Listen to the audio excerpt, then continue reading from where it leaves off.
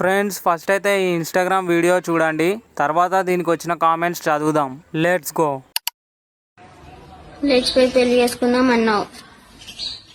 నువ్వు లేచిపోయినావు కానీ నన్ను తోలుకోవడం మర్చిపోయినావు.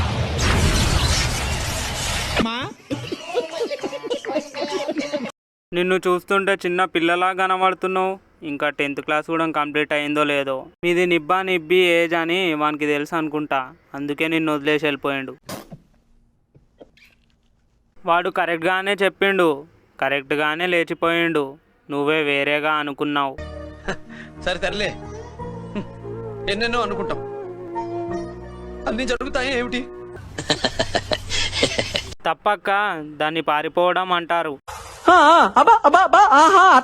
దాన్ని లేచిపోవటం అనరు, పారిపోవటం అంటారు.